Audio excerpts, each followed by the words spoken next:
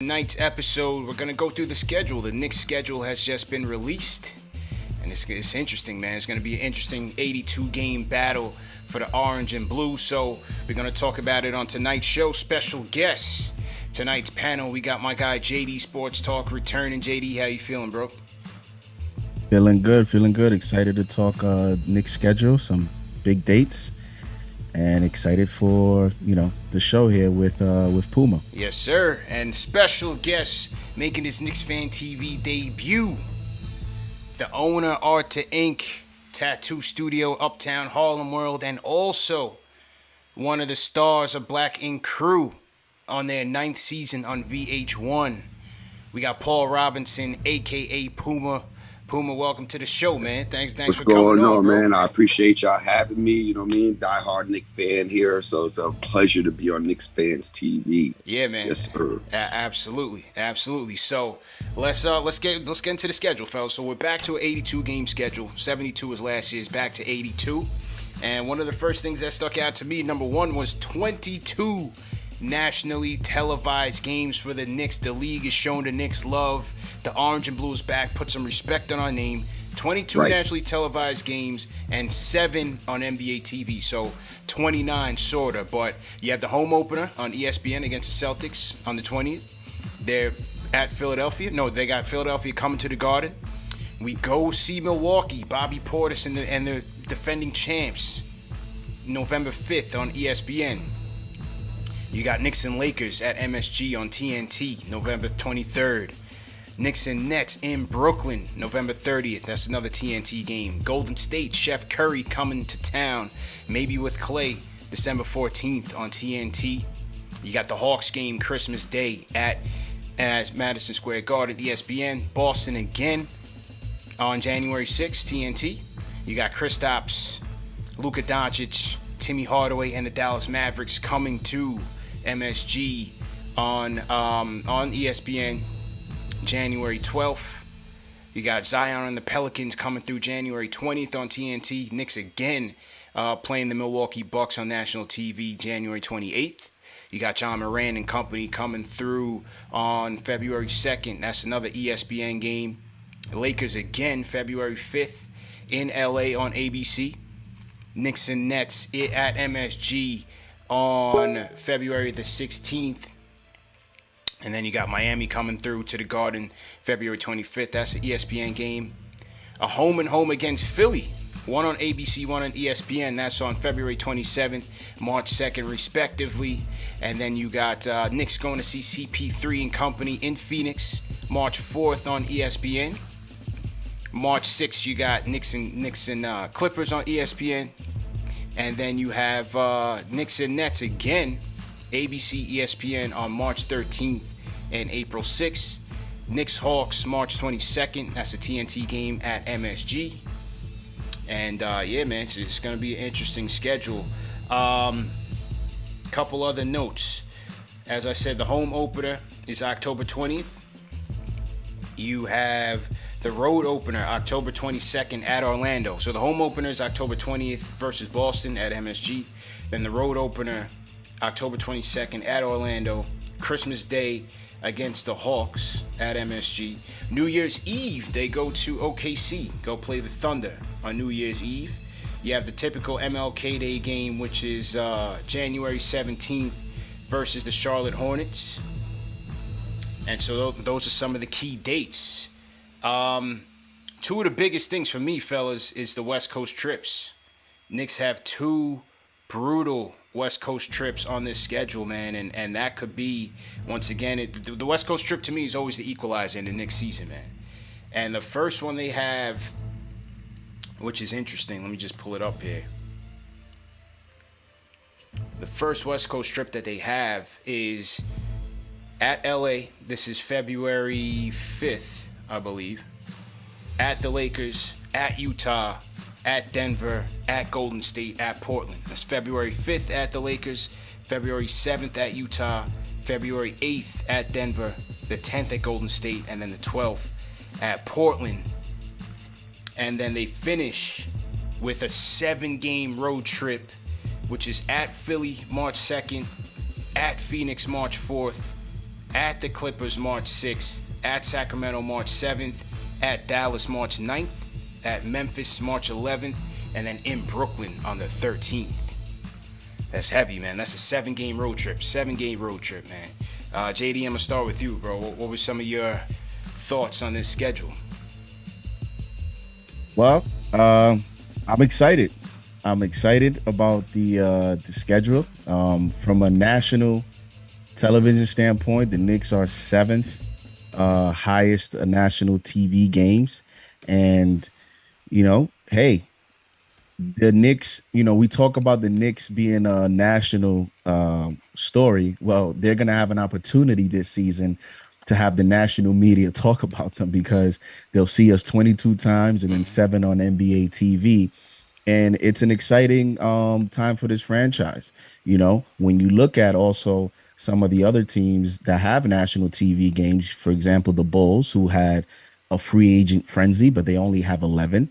The Heat had some signings, but they're 13th with only 22. So it goes to show you that as long as the Knicks are something, are relevant and they're solid, they're going to be one of the top teams to watch in the NBA. And out of those 29, 18 are at home. So the ratio 18 games at home on national television versus 11 on the road goes to show you the NBA also wanted a lot of these national televised games to be at Madison Square Garden. So that's something else that I'm excited about. Also, we have 17 games until we play the Brooklyn Nets. When the schedule comes out, everyone has their specific teams that you look for. Immediately, you're looking for that team, whether it's the Lakers, the Hawks, the Nets, teams that you want to play.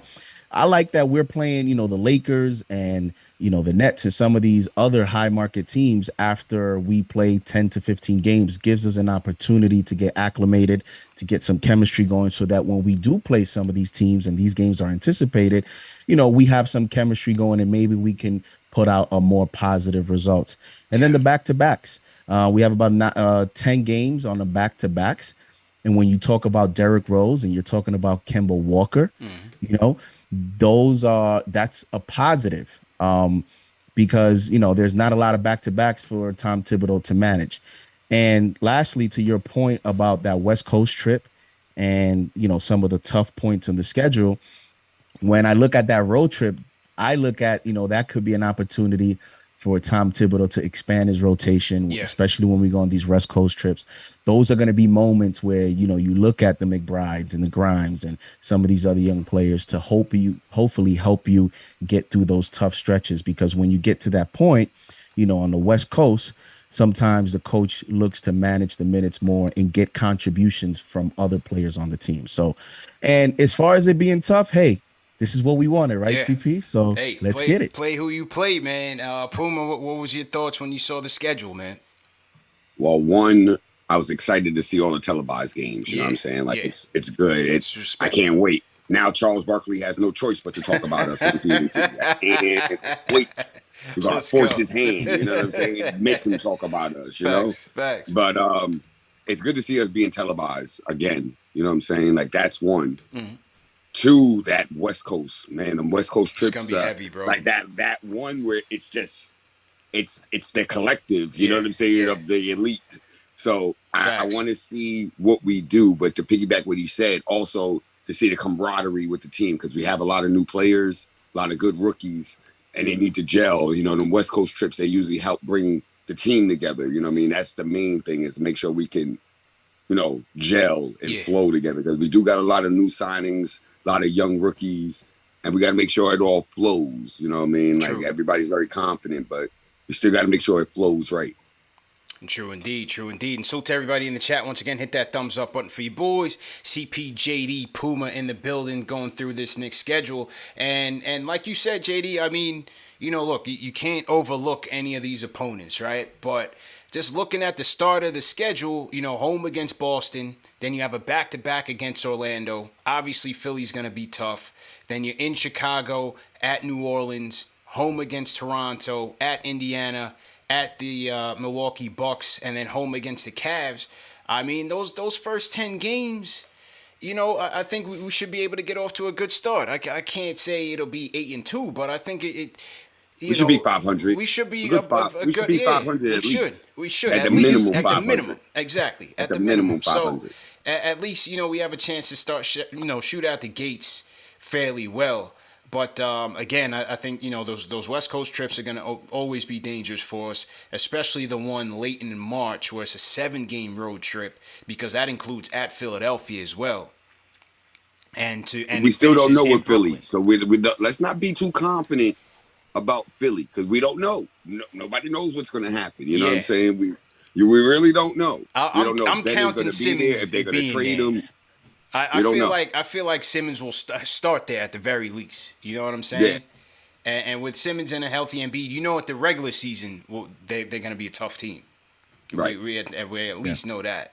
So that's going to be interesting there. And then another part of the schedule that could be interesting is, I went back to tiebreakers last year. We always talked about the tiebreakers and how, getting swept by the Heat really hurt us. And, those games against Charlotte, those games against Atlanta, like those games mattered. Sweeping the Hawks mattered in terms of us getting that 4th seed. And so, at the end of the season, you're looking at the end of March, we're home against Atlanta, at Charlotte, at Miami, Detroit is a wash. Then you have versus Chicago, versus Charlotte, Cleveland should be a wash, Orlando should be a wash, and you have Brooklyn, and then at Washington, and then finish in Toronto. So that closeout of the month, closing off March, going into April, those could be some games that, could determine our playoff fate. So you got to factor in the tiebreakers against those teams who we're going to be in the hunt against, the Atlantas, the Chicagos,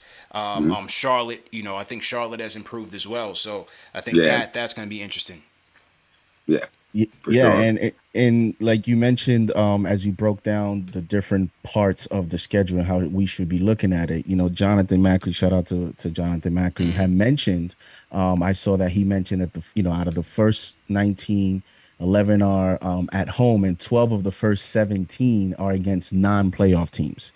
And we play Orlando, Houston, and Cleveland 5 times in the first 16 games. So when you start to break one of the first things that I think about is, like you mentioned, that first, 10 to 15 game stretch.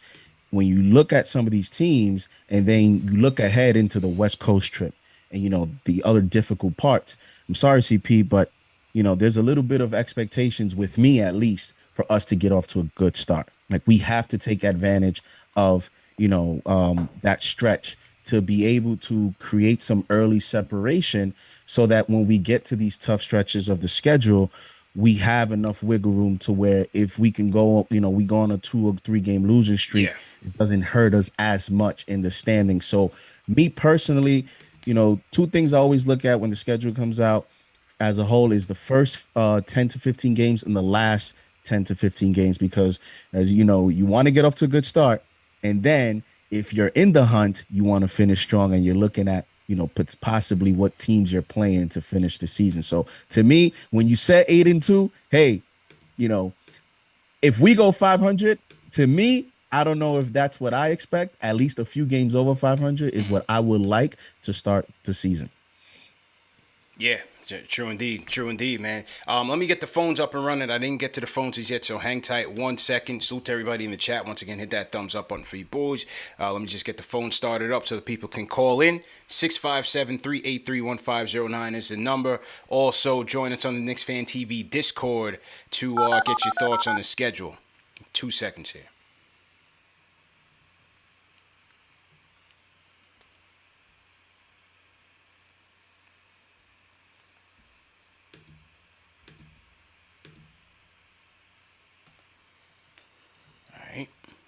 Your show will go live in 5 seconds. Should be good to go. 3, 2, 1. Blog Talk Radio. Okay, phones are up. Phone lines are up. 657-383-1509. So JD, your expectations are through the roof, man. I mean, when you're looking at this schedule, did we do record prediction? What's your record prediction here based on this early schedule release? Last time we were they pressed us, the caller. I said 49, and today I'm gonna say 51. I'm gonna go two. I'm Ooh, gonna my go two man's more. feeling spicy tonight, Puma. I Yeah. see. He's feeling I good see. right now, man. The Hey, confidence is listen. very high. Yeah. Yes. I mean, listen. I just think that if we're going to continue to project, and Tom Thibodeau was able to do that job with last year's roster, and I think we can all agree that if healthy, this team has improved dramatically. And the reason, and it could surprise many, and I know people look at it from a grand scheme of things, and they want to compare us to the other elites, but we have to put into perspective that some of these other teams, like the Miami Heat, for example, the Los Angeles Lakers, although they are not in the East, but there's a lot of these veteran teams that once they are in the playoffs, teams look to rest some of these players. So to me, Tom Thibodeau is going to play every game to win. Whereas you're Yeah. going to see some, even the Sixers, you're going to see the Heat with Jimmy Butler, Kyle Lowry. Like these guys are getting up there. These teams are more interested in just getting to the playoffs and then we figure it out then. Whereas Tom Thibodeau has proven he doesn't think that way. He coaches every single game to Yeah. win. So I think we'll be able to steal a few games while other teams are worrying about load management. The only player on this team that we should be worried about load managing is Kemba Walker. And I personally believe that he's going to play a lot if he's healthy. I think Thibodeau will play him more than what people are projecting. I hear a lot of 22 to 24 minutes.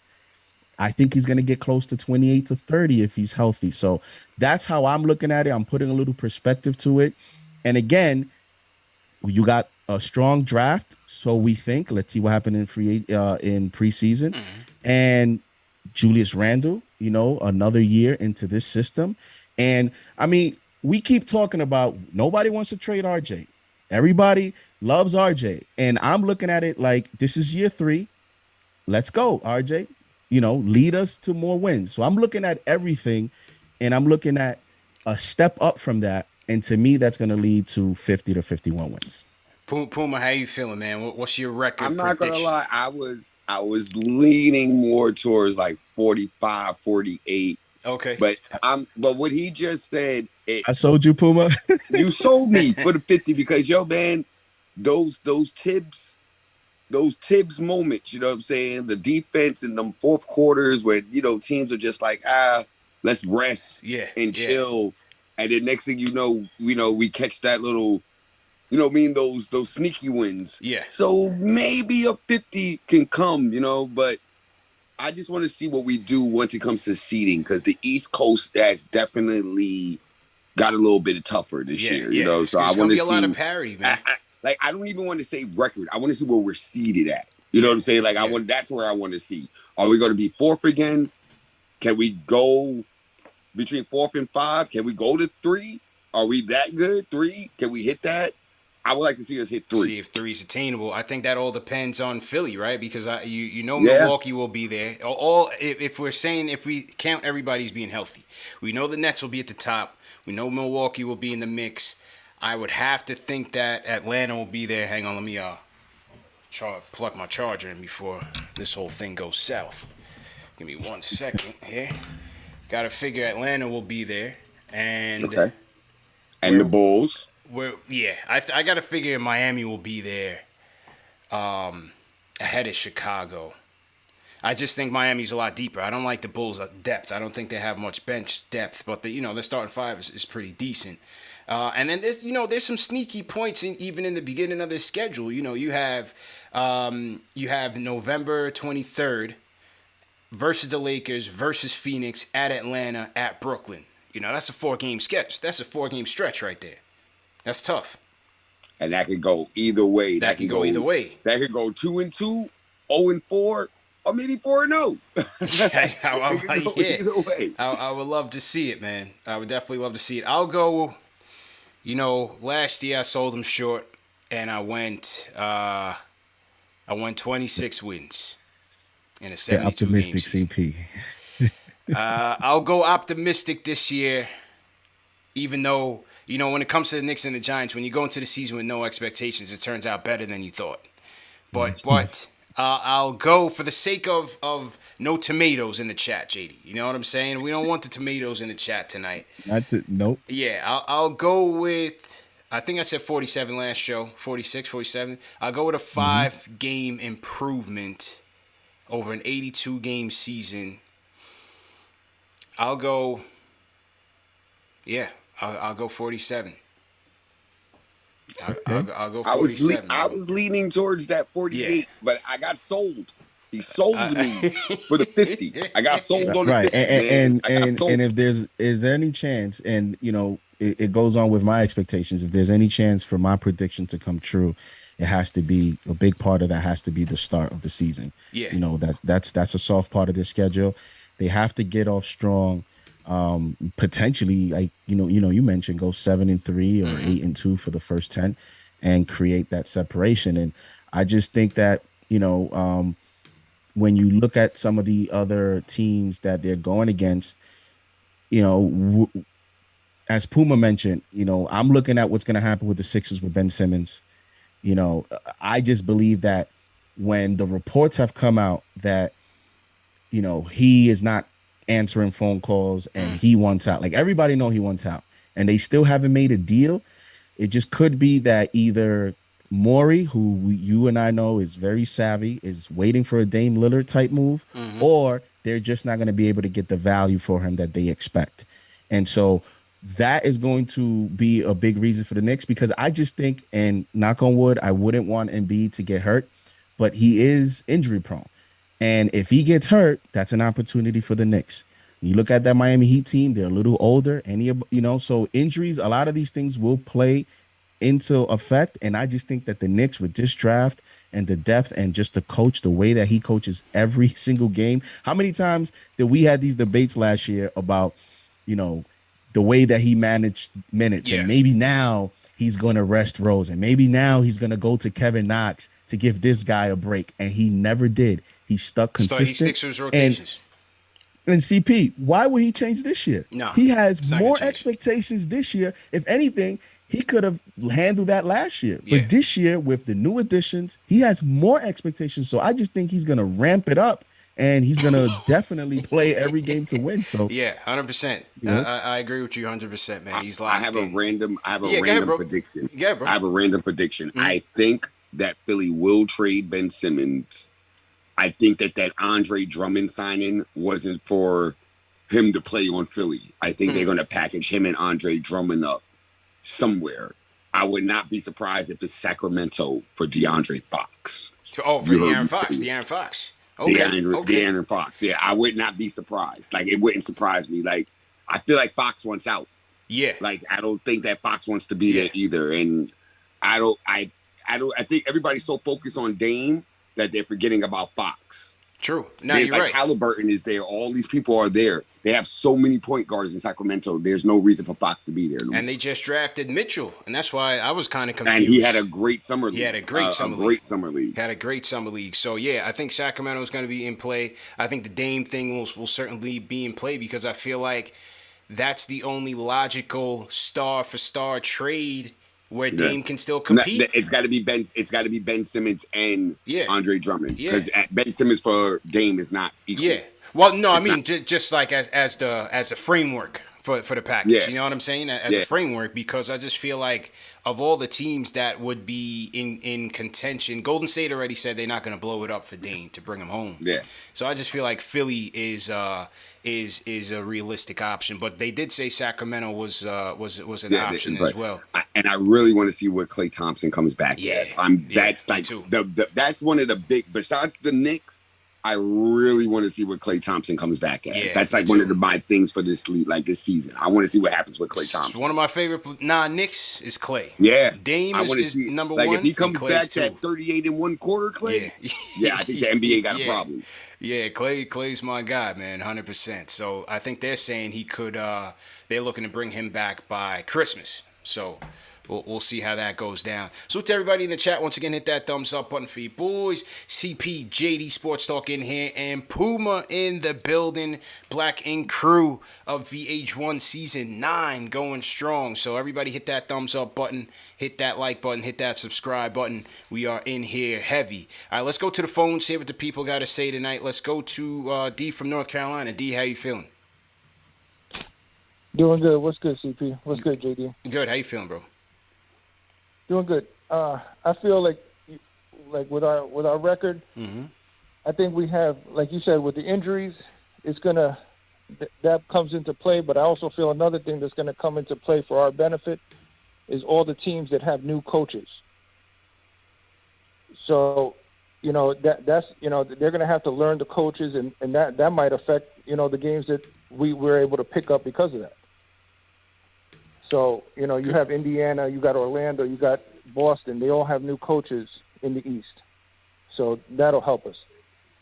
And as far as the televised games, Adam Silver was just as happy as we were that the Knicks are relevant again because that's money for them. Oh, of course. New York is the third most populated state with only one basketball team because the Nets don't count. So...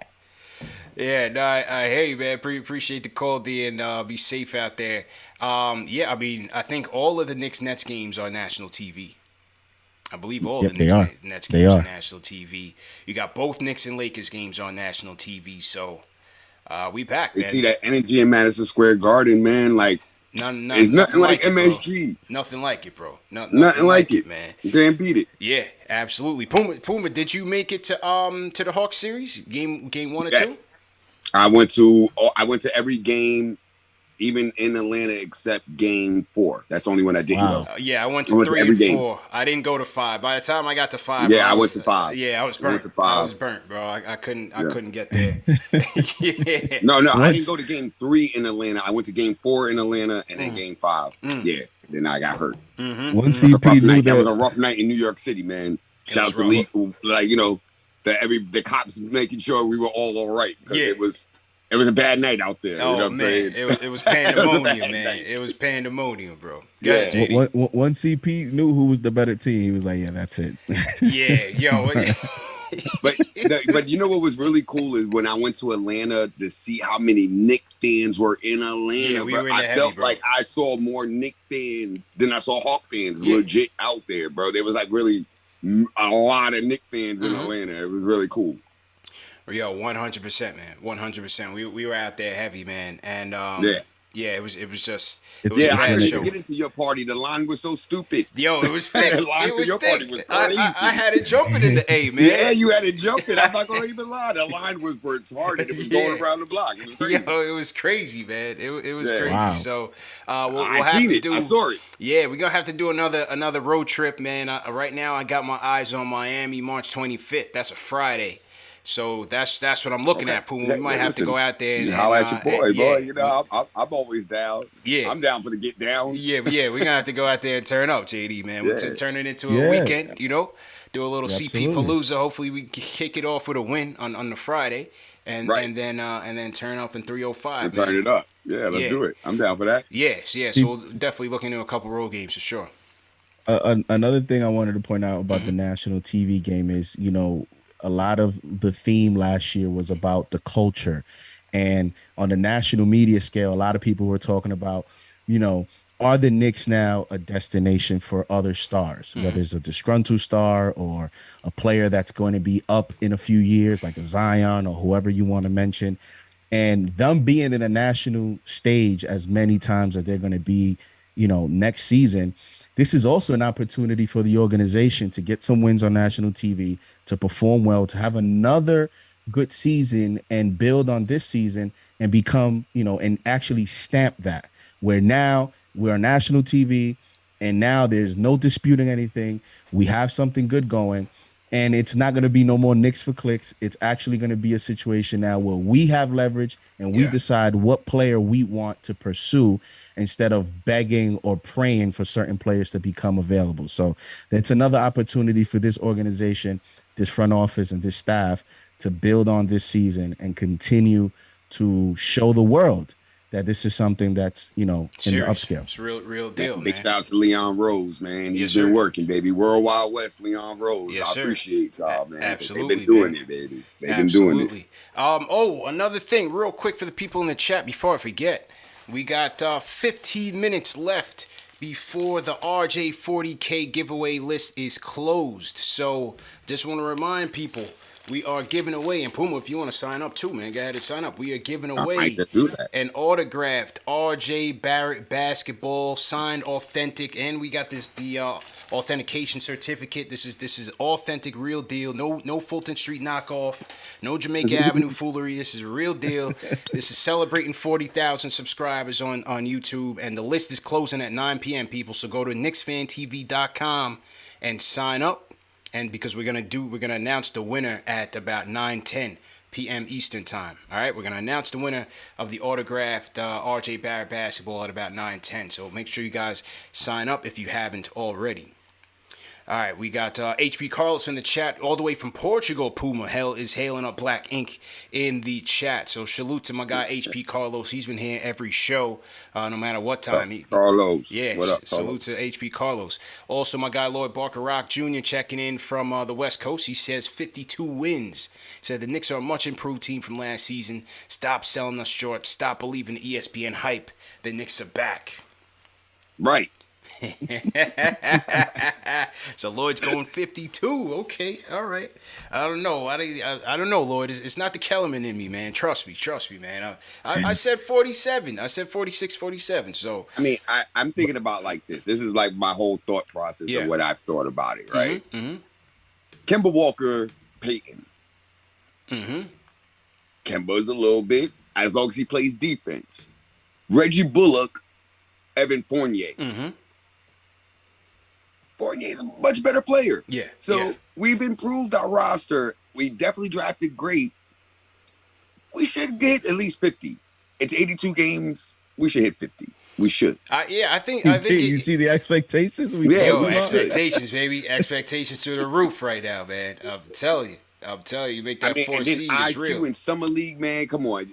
IQ in Summer League. Him and Toppin, they were giving me everybody saw the rookies, but IQ and Toppin, they were giving me. I'm believing in our bench. I feel like our bench is going to win us a lot of games.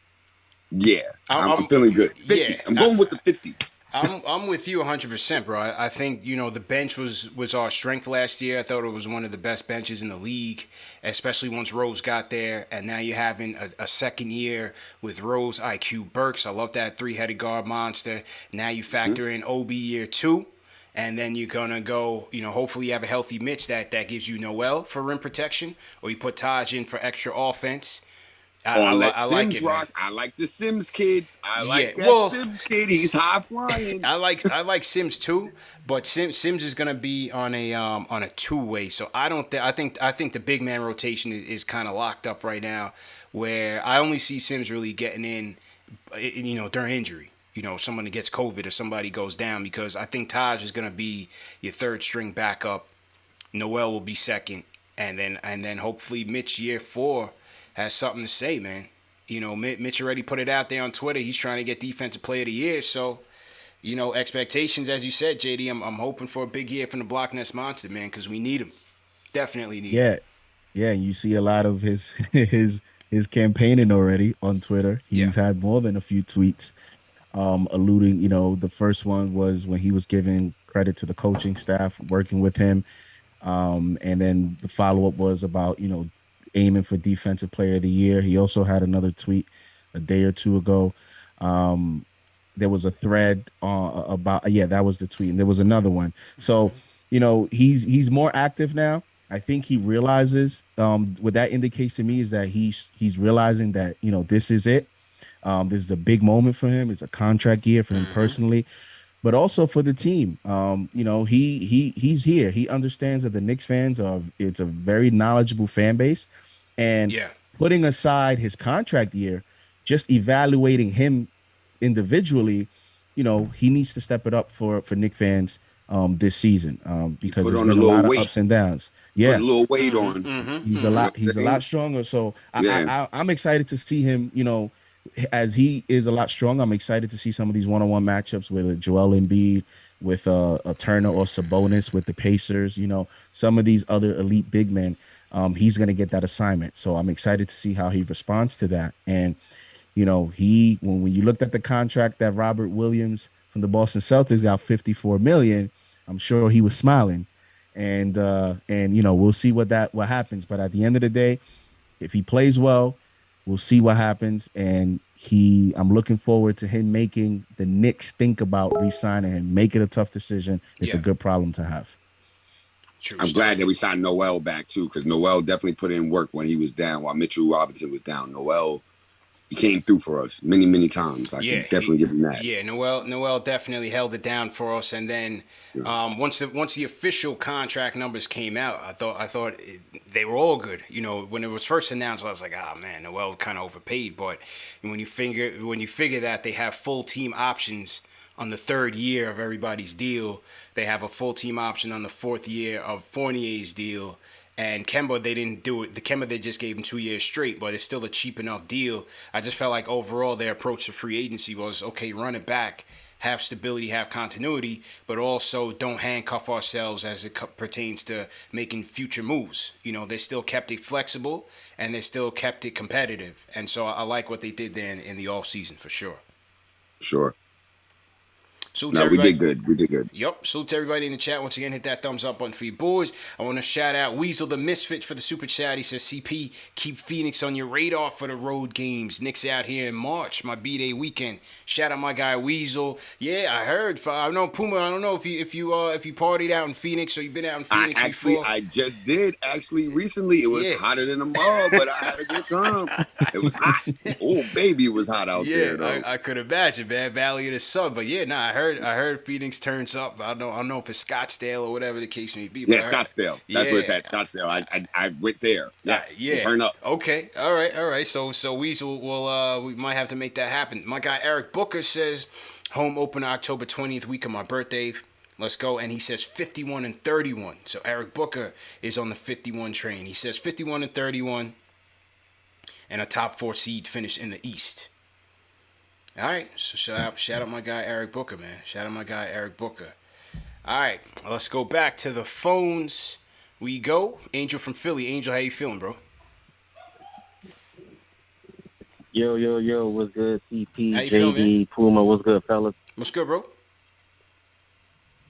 I'm good. My birthday on Thursday, man. I'm getting excited. I feel great. Everybody be careful out there. That virus is still out there. Yeah, 100%. And first thing first, man, hit that thumbs up for y'all boys, man. Mm-hmm. And hey, listen, JD, I think I was the one that told you, if you're gonna go to 49 wins, man, you gotta go to 50, man.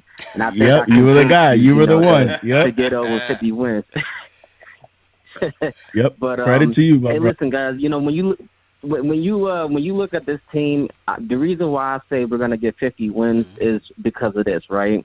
Now that we showed everybody that we brought back not only the same team, but it ain't gonna be an easy game where you come to New York and you just think that you're gonna get an easy win. You're gonna have to earn it, right? So when you look at the schedule, we got Orlando 3 times in the first 15 games. You gotta beat them all 3 times. Yeah. You got Cleveland twice. Early in the first 20 games. You got to beat Cleveland. You got to beat teams that you're supposed to beat. Obviously, with just having Kemba Walker, we're not going to be having, all these games where we're down double digits and then the bench brings us back into the game, So I think with having Kemba Walker, it just changes everything. Even if it's just, him playing 50, 60, 70 games, it's just going to change our team completely. And I think we're a lot deeper this year than we were last year. We drafted really well. I don't think anybody expected the Knicks to draft really well, but they did. Mm-hmm. And I'm comfortable in saying that if Kemba, gets hurt or Derrick Rose has to sit out for a couple games, you could play these young guys, man. They're hungry. They want it. And that's what we want. We got to play hard. And obviously you're not going to win every game, but this is New York, man. This is our city. I don't care what anyone says. Rest in peace, Max Kellerman, because we know you're done on ESPN First Take. But listen, man, I just feel good about this team.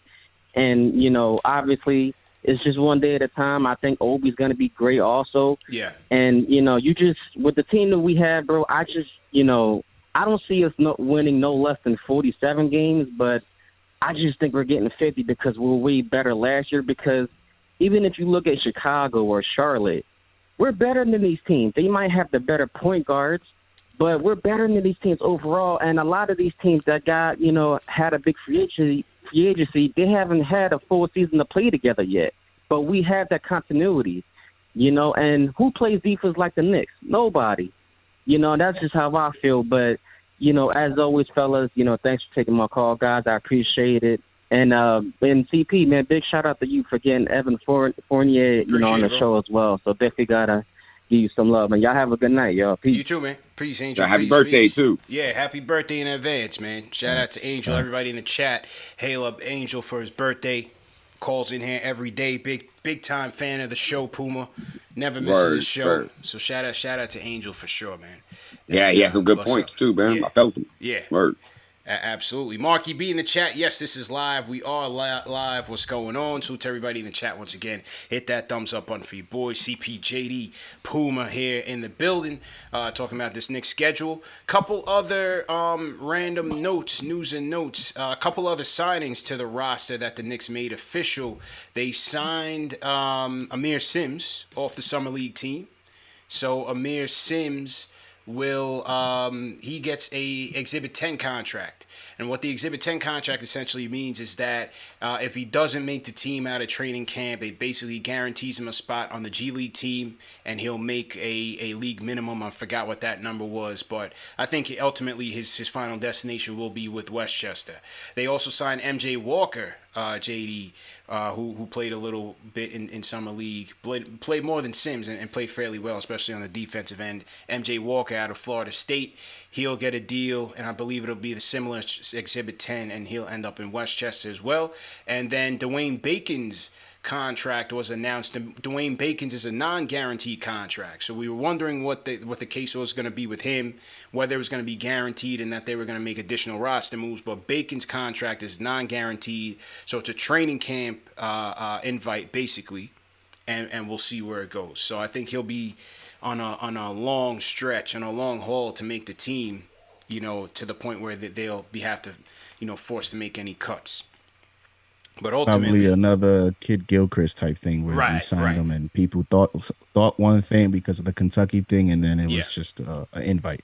Yeah, just an invite. So we'll see there. But they're able to bring 20 players in total to training camp, and training camp starts September 28th. So we're almost a month away, fellas, before we kick this thing right back up. Almost a month away, man. So that'll be interesting. Puma, your thoughts on just the way the offseason went, man, between the draft picks, free agency, getting Kemba, getting Fournier, keeping some of the guys, Rose, Burks, Noel. How'd you feel about it as a Knicks fan? How'd you feel how the offseason went? I mean, you saw all the big signings, and, of course, as a Knicks fan, we sit back and we wait. I was a little on the fence with the Evan Fournier, and then I watched Olympic basketball. And I'm not gonna lie, he gave me a lot more confidence. His Boston, when he got to Boston, it was horrible. But then I also remember he had COVID. Yeah, so that's right. That that definitely throws you off fatigue wise and everything. But then watching him in USA basketball with France, he was killing it. Playing great defense, a good hustle. So it gave me a lot of confidence for him coming into the season. Kemba has to play defense. That's what I'm mainly hoping with Kemba. I know once MSG lights come on, he's going to do what he does offensively. Defensively, I'm worried, but I like the signing. I love it, honestly. Brought my boy from the Bronx back. I like our drafting. I like the way we were looking in Summer League. I'm feeling very confident in Obi Toppin. I think that Obi is going to surprise everybody in year 2. I think he may make a bigger jump than RJD. Yeah, and I'm saying it now. I think Obi is going to do something that we're going to be very surprised. I think that he's going to come through this year. I have a feeling. I know he has to wait behind Julius Randle, but I feel like he's going to really help the bench a lot, and it's going to be really surprising. Yeah, I think he Obi will. Toppin. You remember me saying it? I think he will. I think Obi will take a step. The summer league, all first team all summer league. Shout out to Obi. Yeah. And like I said, during summer league, it was just good to see him get out there, get his confidence back. Show off an arsenal of moves. Whether it was back to the basket, you saw him being effective in the post. You saw him in the face-up game attacking. You saw the 3-ball was a lot better, a lot more accurate, especially in the summer league. So it's just good to see him carry that forward into training camp. But I do have one question though. Like, all right, so if RJ does not, improve, what do we do? You know what I'm saying? Like, I feel like we're kind of holding on to him for, the Zion thing, but what do we do? You know what I'm saying? Like, I love you, RJ. Like, I love you, but there's got to be just another, when you see these Ja Morants and these Lukas and everybody, and they're making that other jump, we're waiting for it. And we want to know what happens. And if he doesn't, then what do we do? I mean, look, I think in 2 years, we've seen a big jump from the rookie year to sophomore year. We saw a jump in his three-point shooting, obviously was off the charts, and his free throw shooting as well. He's just got to continue to work on his game. He just has to continue to work on his game. The one thing for sure is that he's a workhorse. And, look, 17 points per game. What was he at? 17 and 6, 17 and 7. He's a plus defender. I think he brings a lot to this team as a role player right now. Yes, we want him to take that next level, right? We want him to get to that star, borderline, all-star level. And I think there's still room to grow, right? I mean, he's only 20, right? 20 years old, if I'm not mistaken, or 21. So I think 21. So I think RJ still has time. You just hope that he doesn't take any type of regression. Like, does the shooting numbers come back a little bit this year? Maybe, but I just want to see, most importantly, I want to see how does his game evolve. Like, can he shoot off the dribble a little bit? That was the one area of his game that was quite deficient. Can he finish a bit better at the rim? We know how strong he is. We know he can get to the rim at will. Can he finish better? Can he finish with a bit more touch in the mid-range? Those are the things I'm really going to be looking for out of RJ to see if he adds those to the arsenal, then he can go from 17 to say 21. 22. Now we're talking. And he talking. keeps that 75% at the free throw line. Now we're talking. We're getting there. So I think he could get it, man. I'm confident. I'm optimistic about RJ year 3. I know JD is as well, man. Yeah, I'm optimistic. What I'm looking at is, I know a lot of fans are, it just depends on how you project what year 3 is going to mean. Like, how are we going to evaluate the quote unquote jump? Like, what does that mean? Does that mean if he goes, from 17 to 21, that's the jump? What if he stays at 17 and, like you mentioned, his percentages dip a little bit because he shot 40% from 3? That's like what the Kyle Korvers and like these other guys that get a lot of praise, like that's the percentage that these guys shoot. I know he only shot 4 attempts as compared to some of these other, but RJ was a guy that, shot 32% from 3 his rookie year. A lot of people thought it would take him more than year 2 to make those improvements from an efficiency standpoint. So he's already there. We're hoping that he can, build off that. But what if he stays around 17, but he gets better defensively? Like, what if he's taking these defensive assignments? We don't have Reggie Bullock anymore. That's right. And we didn't add Trey Murphy. So who is our wing defender? That's going to be RJ. So what if with Kemba here and Randall here, right, you have more scoring. And Fournier. You can't forget that. I think those guys may take away touches from him again this year. Right. So when you start to really break it down, you got, you can make a case that RJ's the 4th option.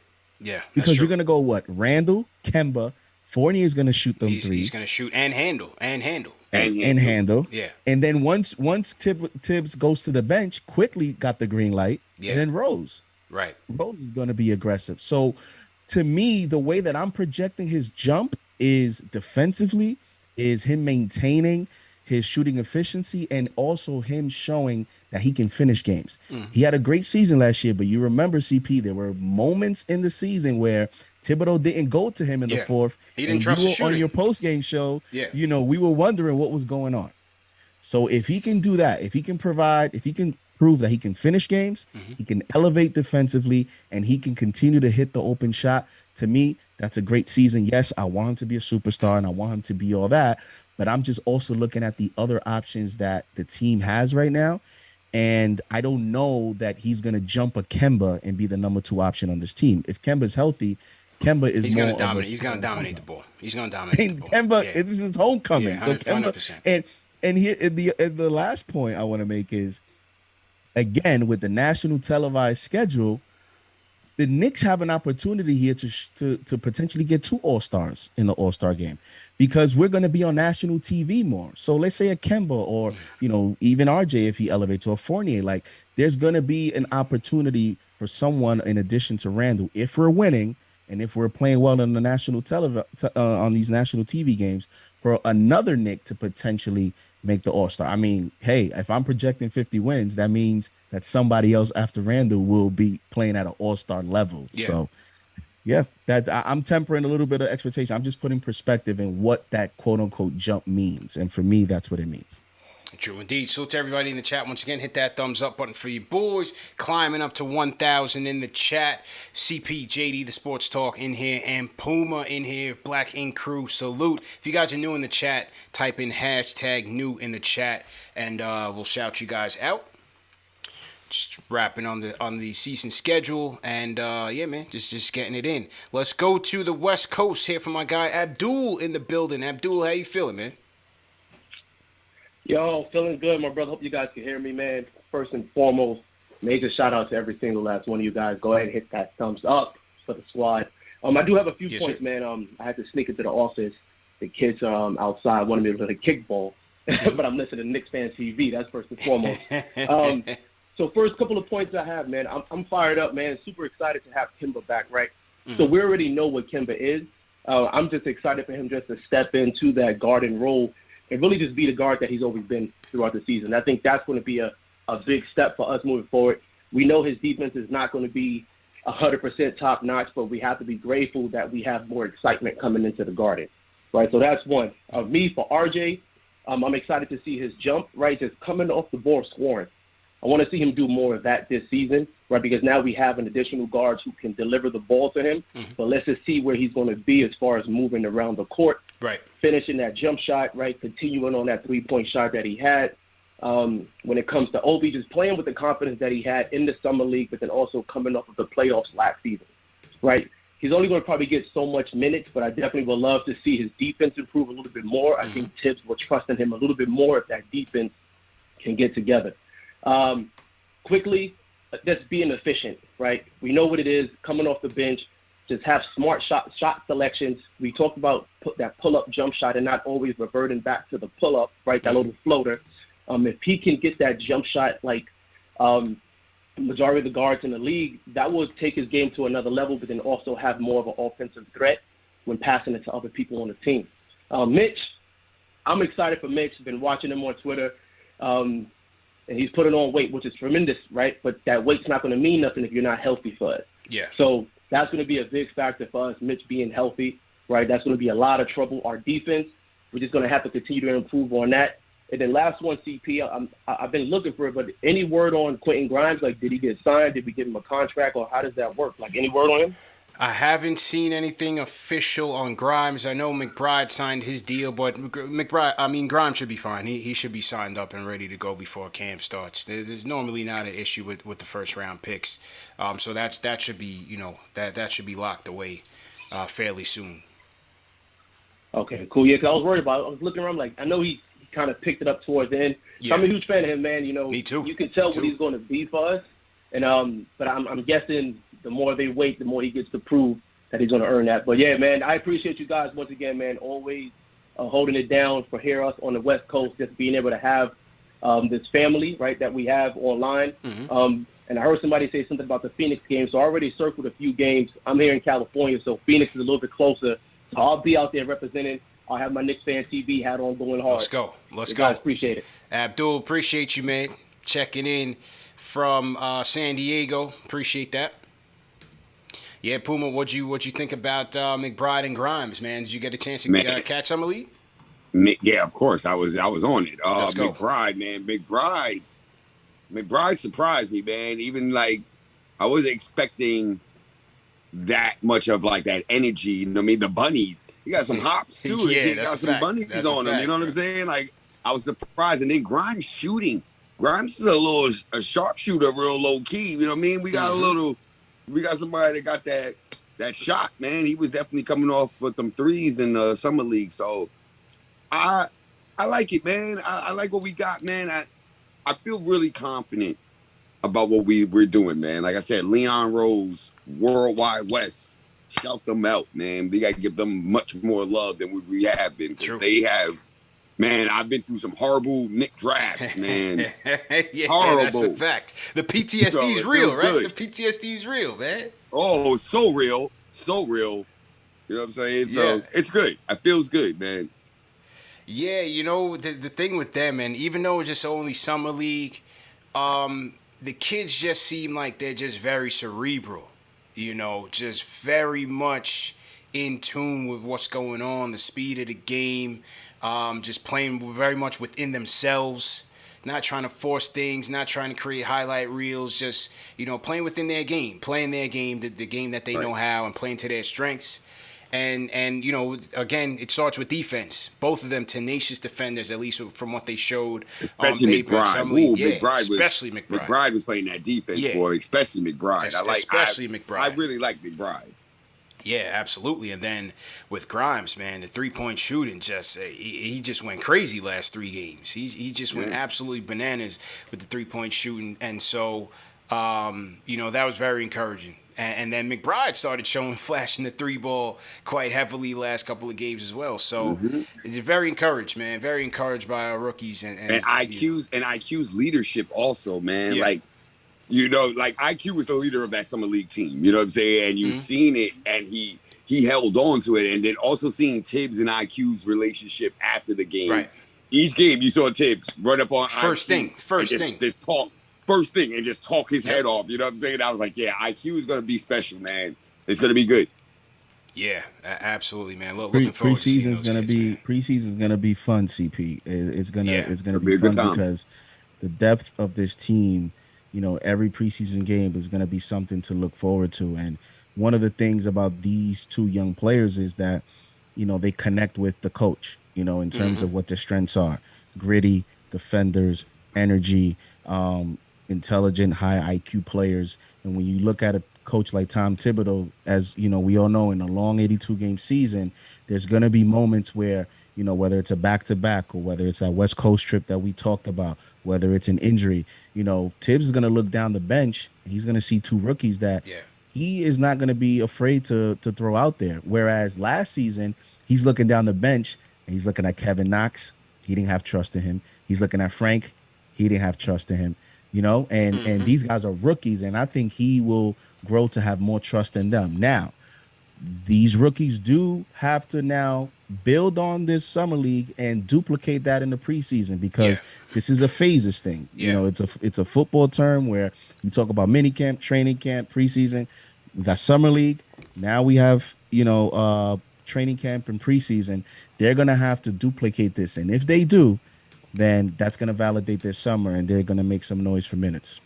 Yeah, true story. I mean, and even before preseason is going to start in training camp and practice. You know, I think that's what kept Frank back. Just not showing and, you know, proving to be effective in practice. I think Kevin Knox, same way. What happened with Frank? Is Frank just going out the league? Did anybody pick him up? He right now is a free agent, man. So ain't nobody really knocking down Frank's door right now. We still have Knox on our roster, correct? Kevin's still there. I think the Kentucky connection will keep Kev alive.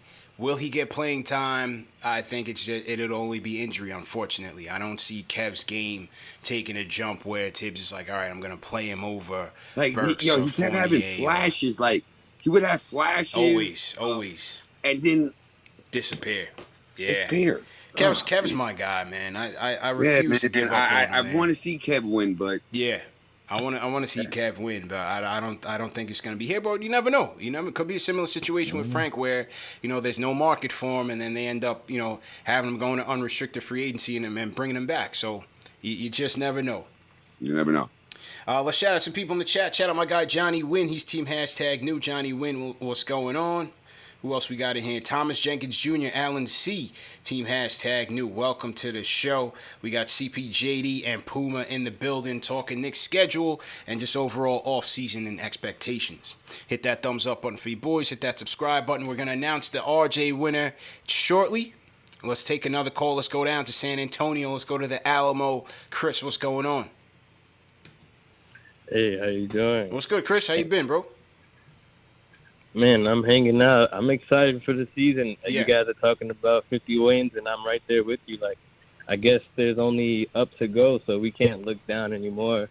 But I was interested in, I guess it's like a two-part question. You guys kind of touched on it. Mm-hmm. I like to focus on the young guys when I call in, right? So I'm thinking, kind of like JD said, the only jump to be made is on defense in my mind. Like, we replace, I guess...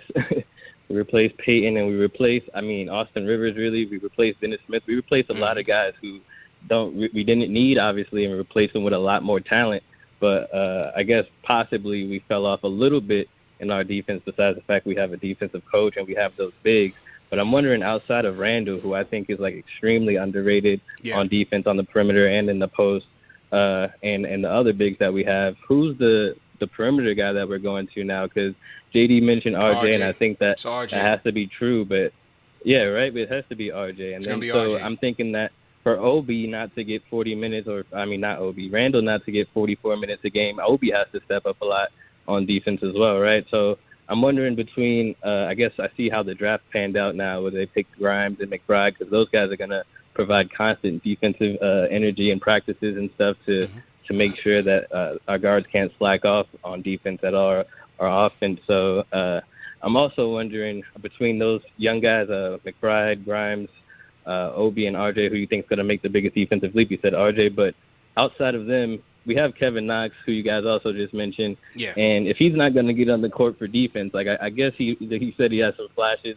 We know he can do some things with the ball, but if he's not going to be 6'9" on defense, then why not just, replace him with Frank? Because if we know anything about Frank, whether or not he makes the corner three or turns the ball over, he's going to play some defense. So can we not just switch him out? I would be more comfortable with him playing. I think the thing is that, with Kev, they're looking for his offense first and foremost. And I also feel like with Kev, the relationship is there. They don't have that relationship with Frank that they have with Kev. Nobody from this regime drafted Frank. They weren't here when Frank got drafted. At least with Kev, Perry was here, and then, the Kentucky connection, they have that. So I think maybe Kev will get a little bit more leeway than what Frank would give you. And then as far as, from the defense, I think RJ naturally, out of RJ, McBride, and Grimes, I think it'd be RJ just because he's going to get the minutes. I think Kemba's role, the guards at the point of attack, they're going to be very important. But I think when you factor in our bigs, that's where what's going to set us apart from other teams is that our bigs will be able to kind of shield the weaknesses of our guards, especially Mitch. When you talk about the way that Mitch is able to defend on the perimeter, deterrent shots, slowing down pick and roll offenses, providing rim protection, I think that'll provide us a little bit of cover from our guards, and they're, especially Kemba, and his defensive weaknesses, Fournier a little bit here and there as well. I think Mitch's presence in the lineup is going to be vital. I feel like Fournier's an underrated defender. I think Fournier has good defense. I think that we're going to be surprised by Fournier's defense. I hope so. I definitely hope so. And the thing is that no one knew this team was going to be able to play defense the way they did last year, even with the pieces that they had. So even though you may think that they would take a step back, given that they lost Bullock and Peyton, maybe not. We'll have to see what happens. We'll have to see what happens there. JD, go ahead and jump in. No, yeah, and there were moments last season, Mitch got hurt, and, we thought there was going to be a slip. Right. And, Thibodeau found a way to maintain that defensive intensity. And I think also, signing Fournier and Kemba as opposed to losing Peyton and Bullock defensively. Yeah, you sort of take a hit defensively, but I think it also speaks to Tip's confidence in his format in terms of needing to have 48 minutes of rim protection between Noel and Mitch, and him believing that his system, can sort of hide some of the deficiencies in the perimeter. And as you mentioned, having that rim protection will help alleviate some of that. And then hopefully RJ takes that step because, last season with Peyton being 6'4" and Bullock, Tibbs was able to kind of, manage matchups in terms of, okay, I'm going to put Peyton on this guard and then Bullock on this wing or this guard. Whereas when you look at really the starting lineup or projected starting lineup, it looks to me that Kemba's going to have to guard that point guard. And Fournier is going to have to, guard one of these twos or whatever. So like RJ is the guy that's going to be left on an island with, some of these top players. Tibbs doesn't have those kind of, creative weapons this year, but he will have the rim protection to kind of help out. So, I think Fournier gives you a lot of effort. He's averaged a full steal over the last few seasons. And I know people may look at it like, oh, that's a steal, but a steal is a good indicator of effort. And it doesn't necessarily mean that he's a great defender because the steal category doesn't indicate that, but it does, indicate effort. And so he'll give you that. And I'm just hoping that, with them being motivated and the spotlight, the whole New York thing, and then Thibodeau demanding that, a lot of coaches demand that, but somehow Thibodeau demands it and gets it, and he actually gets you to play some of it. It doesn't mean that, Kemba's going to be an elite defender or Fournier is going to be an elite defender. But I think at the very least, he'll have them paying attention. He'll have them try to stay, stick to their assignments. True indeed. So to everybody in the chat, once again, hit that thumbs up button for you boys. The call-in number, for those of you asking, 657-383-1509. CPJD and Puma, Black Ink Crew's finest in the building. Let's get those likes up. Hit that thumbs up button for you boys. We're going to take a couple more calls and then wrap up. Let's go to Jersey. Val, what's going on? Earlier, you guys proved some points, and I wanted to just touch on them about RJ. See, RJ would be able to take that leap like Ja Morant and Luka, but the difference with those guys and RJ, those guys dominate the ball on their team. RJ, we don't even know if he's the second or third option on this team. And I feel like, I'm going to say this, it's going to be controversial, but I feel like everything we get from Randall, we can get from RJ.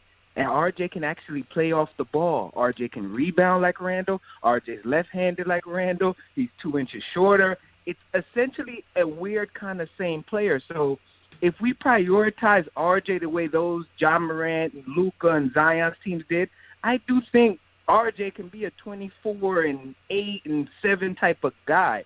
And I just want to hear your opinion about it. I love what you're doing with the show, and the Evan Fournier interview was amazing. Thanks a lot. Thanks a lot, Val. I think, when you're comparing RJ to Julius, I think you're selling Julius a little bit short in terms of his shot creation that he had this past season. He was on an offensive bag that he was an all-star because of it. You know what I'm saying? And I think RJ needs to work on that part of his game. Right now, RJ's strengths are on a catch-and-shoot three and, bully ball into the basket and getting those rim attempts. His in-between game, his intermediate game is just not there. And that's where Julius Randle was top-notch for the Knicks because his shot creation off the pull-ups, off the dribble, was there. I think do I have this number here? Hold on. Pull-up jump shots, RJ was effective field goal percentage 34% on 2.7 attempts. I don't think I have Randall's in front of me, but conversely, you brought in Fournier, who has a 53.4% effective field goal percentage on 5 attempts. Kemba, 47% on 8 attempts. Derrick Rose, 50% on 5 attempts. Alec Burks, 53.5% on 4 attempts. RJ's that's the part of his game that he's working on. Admittedly so. This is what Drew Hanlon said that they're working on. I don't have Julius's number, but just from the eye test, Julius was just way better offensively. And that's not a knock on Arthur. That's just the reality. That's just the reality, fellas. I understood what he was trying to say, but same time, it's like, nah, Julius Randle, he put in that work, you know what I'm saying? And definitely, like you said, shot creating, you know what I mean? RJ, we're hoping year 3. Come on now. Year 3, RJ, this is what we need to see, man. More shot creation, you know what I mean? A little bit more aggressive to the basket.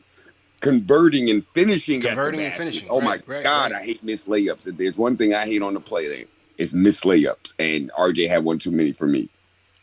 And that's going to be one of the interesting training camp. And I guess, well, I mean, even if it's a training camp storyline or headline, I guess you won't actually know till the first few games is, how does this coach and the coaching staff look at RJ for year 3? How, with Kemba coming in, what is, Tibbs has a lot of weapons now, you can say, right? Where these players need touches. Fournier, Kemba, Randall. You have a lot of scoring options here.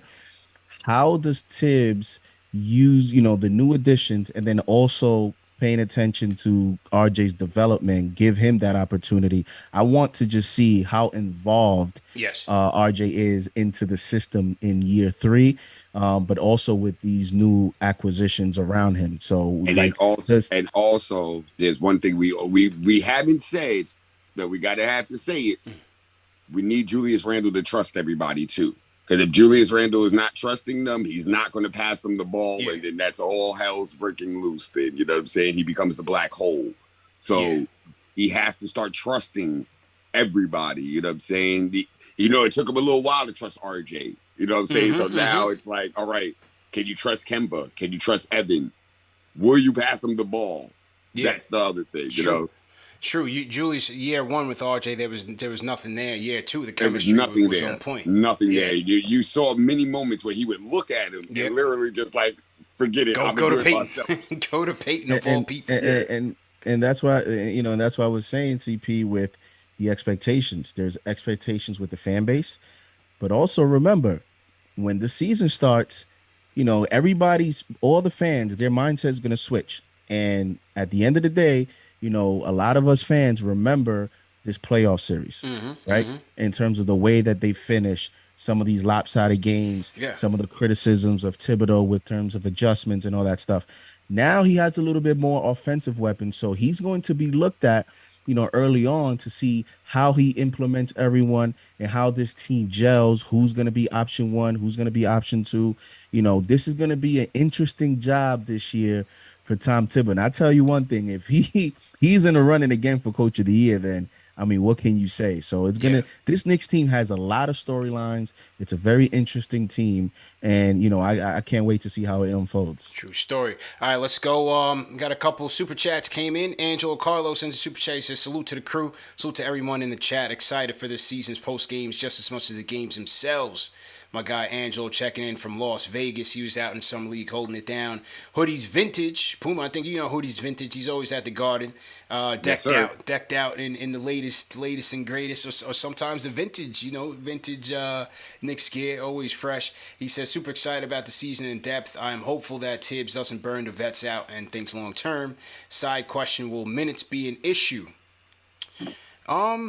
I don't think minutes will be an issue. I think you have your set core. You replaced Peyton and Bullock with Kemba and Fournier, and the rest stays the same. I think the rest stays the same. But what about like Alex Burks in them fourth quarters, man? He's in. Well, who finishes? Who finishes could be in question. Yeah, right? Like them fourth quarters are going to be different, man, because Alex Burks was definitely coming through for many games for us in them fourth quarters, man, before he went down. So, 100%. I'm expecting Alex Burks to be in the fourth quarter. Like, he's going to be on the court. So, that's RJ going, correct? But you see how Puma says that? That's what I'm saying. Like, there's going to be so many storylines. That's another 100%, one. What is the finishing lineup? You have Kemba here now. Rose is his guy. So, who finishes? Kemba, Rose. Mr. Fourth Quarter, Fournier. What Tibbs showed you last year was that, again, like JD said, there was times when he didn't trust RJ shooting, and he went with Burks, Bullock, IQ. He went with those guys because he wanted more shooting, right? And what they asked him in the post game press conference, they're like, "Tibbs, what happened to RJ?" And he would say stuff like, "Well, we were searching. In other words, we were looking for more consistent shooting at that time. So who closes? How do you factor in IQ, Derrick Rose, Kemba, Fournier, RJ, Burks? You got 6 guys right there that could legitimately vie to be out there with Julius, Mitch, and you could mix it around. So it's gonna be very interesting, man. It's gonna be very interesting to see where he goes. You mentioned 6 guys that can score, but 6 guys that are known in certain points of their careers to have hit clutch shots. So they all have that ability as well. It's just not only scoring options, it's players that can produce in the fourth quarter. So, I don't know if he does it based on combinations or he may just do it based on how the game is going. Yeah, I agree, man. Let me get to some more super chats, and then Davis hit me up on the on Google. So let me see what David's saying. Ari's into super chat, says, "We agree, no more Frank talk. Please stop with Frank." That wasn't me, man. That was a caller that brought it up, man. So I'm just, get rid of him like Phil Jackson. Let it all go away. That's a fact. Dave, what are you saying here? OG Dan on the phones. Okay, let me get to OG Dan. Puma, how you doing on time, man? We got about maybe like 10 more minutes. I got about 5 more minutes. Okay, all right, no doubt. All right, so let's go to OG Dan from Long Island. Dan, how you feeling, man? Yo, what's good? What's going on, fellas? How you doing, bro? Enjoying the show tonight. Yes, sir. Yo, look, man, Sunday night Knicks in August, man. Ain't Sunday no night than Knicks that, in August, Dan. We got 1,000 people in here. Let's go. Just getting bigger and bigger. Real quick, 2 things. First of all, listen, CP, I know I joke around about him. I know you have a good professional relationship with him, but I feel bad for Max Kellerman if what they're saying is true. Unless he's moving on to something better. You don't want nothing bad in nobody's career. I mean, I know I joke around with him on his Knicks hate or whatever, but I don't know if he's listening or his producers to your show, but whatever. I wish him good luck or whatever happens to him. And then the other thing I had for you fellas is this. You talk about the schedule or whatever. Can the networks flex out of those games? I see they have a lot of national games this year, right? Yeah. So can the networks flex out of those games if the Knicks aren't doing well, or do the Knicks have to be on those nationally televised games? I mean, obviously Christmas Day they have to be, but the only reason I ask that is because, I was disappointed with the national coverage. Whenever they had a national game, particularly late in the year, even Doris Burke, they didn't know the team very well. You would hope, though, with more national games, the national media will know our team better. They don't do their because homework, it's very man. difficult to listen. When I know the team better than they do, it's tough to listen to the game. So it's true. Anyway, I want to know what you guys thought about that. I think the flex is certainly possible. I think there has been situations, maybe even last year, the year before that, JD, right, where we got flexed out of a national TV game. And then you also have the possibility that MSG could also be simulcast in the game as well. We don't know. Yeah, especially like NBA TV games. I'm definitely hoping my man Walt Clyde is on live NBA TV. Live and direct, yeah. So I know that ESPN has more of the ability. I think TNT, it is what it is. And I know that early on, no matter how the team is early on part of the season, they go through it towards the second half, latter end. I know ESPN has that ability to switch up the game. They usually don't unless it's like, it's like the team is really bad and then you have a really good matchup that's slated that time. Right. Unless it's like something like that, they usually stick through it. And as long as we got our man Mike Breen still in the mix, you know what I'm saying? Yeah. When he's doing our ESPN, ABC games, we should be good as long as we got Mike Breen still out there on the national stage, you know? That's a fact, man. That is a fact. Puma, man. Listen, man. Definitely appreciate you coming on. I appreciate you guys having me. Shout out to the whole Knick Nation, KnicksFanTV. Big shout out to my girls, Knicks Omni fans. I got to make sure I shout them out. Shout out to my girls, man. Those are my homies, man. And just shout out to everybody. This is going to be a good season. Yeah, man. God damn it, JD, you sold me. 51. You sold me, JD. I'm with you. Yes, sir. I'm with you. Let's get it. Let's Puma, go. let the people in the chat know where they can find you and what you're working on, man. Let them know about Puma 213 on all social media platforms, Instagram, all that. Black Ink Crew is coming back in October-ish. Season 10. You know what I mean? Yeah. Season 9B. 9-ish. Right. You know what I mean? Yeah. So, you know what I mean? That's possible. Shout out to my people out in Georgia, Chase Village. I got working on an art village out there. Archer Ink Studios in Harlem, 135th and 7th.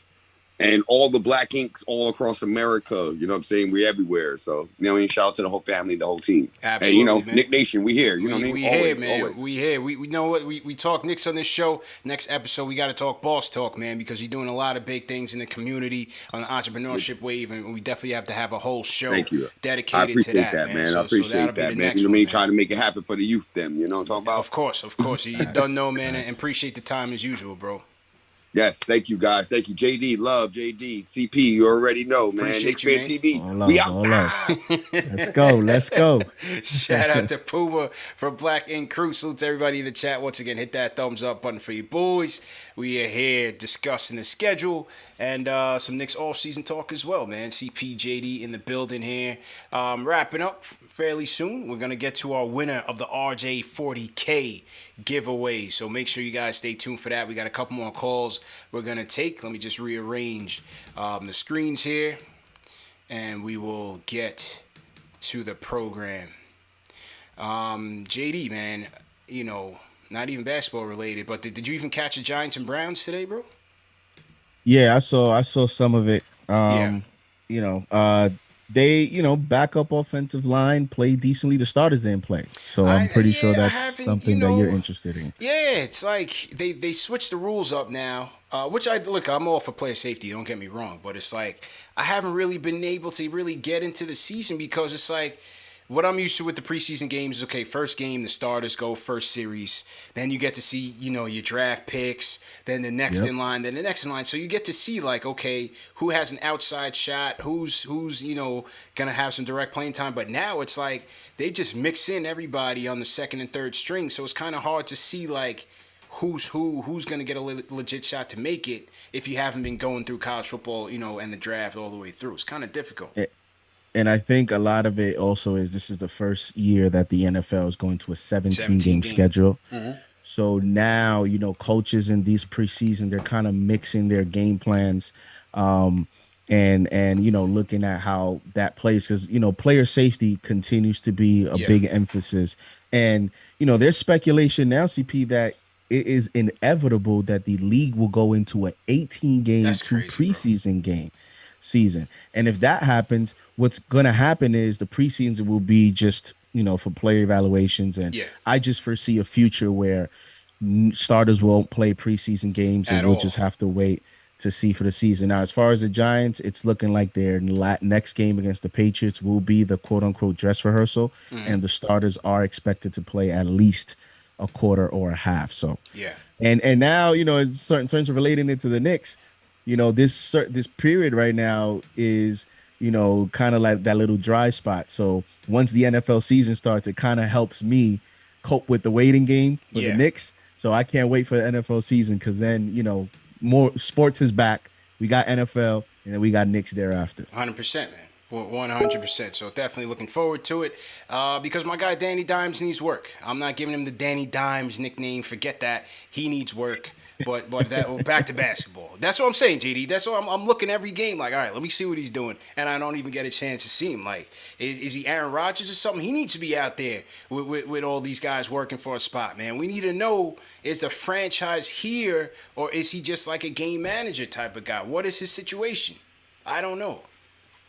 We're going to find out. We're going to find out. You seen Kyle Lauletta out there with the... Remember Kyle Lauletta? Davis Webb? Oh, man. Davis Webb, like all these guys, somehow we're going to be, we're going to be these Russell Wilson because now everybody wants to get the next Brady, the next Russell Wilson, the next quarterback that's in the middle rounds. Kyle Lauletta, bro. Can't make it up, man. Can't make it up. And the Giants got the Chicago Bears first round pick next year. So for those that don't believe in Danny Dimes, Chicago Bears have a bad season. And if the Giants don't, then you have an opportunity in next year's draft to, possibly get your next franchise quarterback. Yeah, 100%. And so the Bears are there, wavering between Dalton and Fields. And I'm just like, just make a decision, man. I just need to see you guys go down the tubes and give us that first round pick. You know what I'm saying? It's gonna be exciting in New Nassib. York. All of New York, all of New York. CP. I mean, you and I are Giants fans. But the Jets, they got a quarterback, and he's played well. I heard Wilson's looking all right. Yeah. So you talk about Jets, you talk about Giants, you talk about Rangers, you talk about Knicks. New York is going to be on fire this year. Yeah. 100%, man. I got my fantasy football draft on the 7th. And that's another thing, too, why I'm like, I got to get into the preseason right now because I'm just not knowing who's who out there because the starters just aren't playing, you know? Like, where do you draft Saquon in this draft when he's not coming back until week 3? You know what I'm saying? So a lot of times I don't even pick Giants in fantasy football, bro, because the offense is just... And what? Slayton. I had Slayton last year. And he was okay. Wasn't great, but he had some moments. But that's the thing with the Giants offense. You just don't know. I'm not picking Danny Dimes or any fantasy stuff just because I just think that with their offensive line, they're just going to manage his plays, and he might be a game manager. He might be a very good one. Yeah. But I don't expect huge stats from him this year. Yeah. All right, back to basketball. A couple more calls before we wrap up. We're gonna go to Marcus, Zay, and then we're gonna wrap with Jay Boogie that closes in the building. All right, so Marcus, you up first. What's going on, bro? Yo, everybody, what's going on? How y'all doing, man? How you doing, bro? Yeah, I'm chilling, man. Just can't wait to see this start. Yo, hold on, Marcus. You gotta fix your phone, man. You gotta fix your phone. I'm not sure what's going on. Hello, you hear me? Yeah, loud and clear, man. Loud and clear. All right, yeah. Just hoping that Kimba stay healthy, man. Just can't wait to the season, man. But here's the thing. Like, I think they should have looked into also add some more shooters. Like bring back Doug McDermott. Bring back another guy. You should bring back Kylo Quinn. What's your thoughts on that? I mean, you got Fournier. If I'm going between Fournier and Doug McDermott, I'm going with Fournier, and we're good on that. And Kylo Quinn's not helping us, bro. He's not helping anybody in the NBA. He's not in the NBA right now. So I think we're good with what we have. We have a solid enough front court depth. We got Obi, we got Noel, we got Sims, we got Taj. Kylo Quinn wasn't going to be an X factor for us. And then, we got, I think we increased our shooting. We got Fournier here. We got Burks back. We have 2 rookies who can shoot the 3-ball well. I think we did fairly well in the shooting department. Let's just see what happens. Again, RJ year 3. Will he be consistent there? Will Julius be consistent there? If so, I think we will have helped ourselves in that department. And I mean, Doug McDermott signed for $42 million. Yeah. I mean, once you get to that 40 range, give me Fournier who can create, can create and do other things on the floor. Right. I mean, listen, McBuckets had his chance here, man, and he didn't do it for me, man. So I was against any type of Doug McDermott acquisition here in free agency. But good luck to him. Usually those things don't play out either. Like the whole returning to the team. Nah. It's played out for Rose. He's been the only one. That's it, man. And you can make the case he had a little excuse the first go round because he was, coming back from those injuries and then, everything that was going on with the coach and the team and all that stuff. So other than that, nah.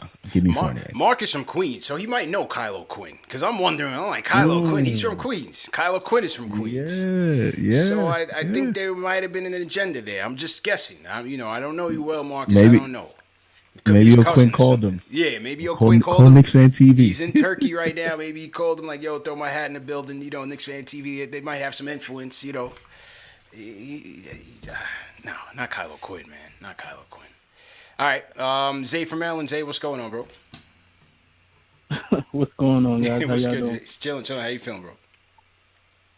Good, man. That was a good laugh. He said Kylo Quinn Yeah. and Doug McDermott. I think that might be his cousin, man. I think he's thinking, KO and Doug McDermott, they had a little chemistry when they were here. A little chemistry. Yeah, I'm thinking he's missing those little backdoor passes. He's missing the back doors, but Marcus has to understand we've upped our standards now. Those are the old Knicks. Those are the lottery Knicks. You know what I'm saying? This is playoff basketball time. The tomato started flying. That's kind of what I wanted to. Yeah, that's kind of what I wanted to touch on, though, man. Like, look how far we've come, man. Yeah. Not too long ago, we were hyping up Doug McDermott and Kylo Quinn, and our team looks a lot better talent-wise. Like, this is the first time 1 through 15. Like, we really don't know where the time is going to go. We don't know who's going to get what minutes. Like, and that's a good problem to have. What that tells me is there's more to come. I feel like that's why, I think there's more to Julius Randle taking the contract that he took. He must know something more than anyone else on the team if he took such a cheap contract about what's going to happen down the line. But ultimately, I think my biggest thing is for next season, RJ is the deciding factor. I think Tibbs is going to try to mold RJ pretty much into Jimmy Butler 2.0. And he's going to pretty much primarily be defense. And RJ could also go back to just playing his old style, just kind of running the floor, just playing his own game instead of being on the corner shooting threes. We got enough shooters now. Now RJ can kind of facilitate more, if that. But our biggest outlier is RJ turning to Jimmy Butler 2.0, or not necessarily 2.0, but kind of getting into that defense first mindset. Yeah. And then also Julius has to, I don't care what happens, he has to pass first. Regardless of what, he can get his buckets later, but pass first. Let the rest of the team eat, and then he will do a lot better with his numbers. His numbers will continue to grow. If anything other than that, he's going to plateau, and people are going to be ready to get him out the door. So, I mean, that's what it is. But as far as the schedule, we good. I'm calling 50 games. 50 games for Zay. Okay. Appreciate the call, Zay. All right, so Zay's optimistic. CP, I think you're the lowest guy tonight. Win total. I said 47. I'm in the neighborhood, bro. I'm in the hood. I'm there. No, yeah, you definitely in the neighborhood, but that just speaks to, man, the expectations. Expectations. I'm telling you. I'm looking at the chat. I'm shedding a tear as I'm looking at all these names of. The caller was talking about how far we've come, and I'm looking at some of these names the chat is throwing out. Oh yeah, they throwing it back. Players. Yeah, they bringing everybody back to the barbecue. I'm seeing Greg Butler, Gerard Mustaf, Marty Collins, Ron Baker, bring Marty Collins, man. Ron Baker, the shot Norris. Baker. Oh man, he said bring back Sean Williams. Salute to Cardi 151. In the chat says, peace KFTV, what's going on with Bacon? Is he in or is he out? Been here from the beginning, and I'm loving the come up hashtag we finally here. Yeah, so I said earlier on the show that Dwayne Bacon, he's on a non-guaranteed deal, so it's just a training camp deal. Will he make the team? I mean, stranger things have happened, but you got to figure that they would have to make a move to accommodate him. I don't have the depth chart in front of me, JD. I don't know if you have it handy right now to see who we have on the roster right now, but I think we're pretty full.